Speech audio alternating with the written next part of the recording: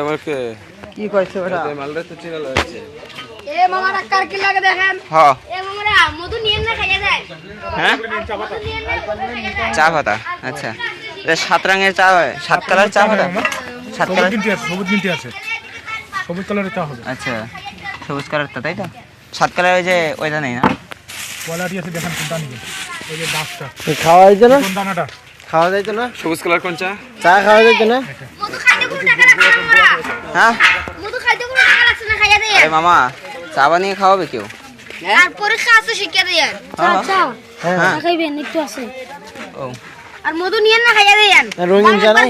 রঙিন চা বানাই সাত কালার সাদা লাগা সিলেট কালার এ মাছ কি খাইয়া দেন রে মামা।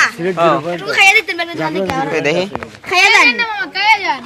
আর পরীক্ষা খাইয়া দেন। এটুকু খান গোলাপ কাশি থাকলে ঠান্ডার জন্য ভালো গোলাপ এটুকু খান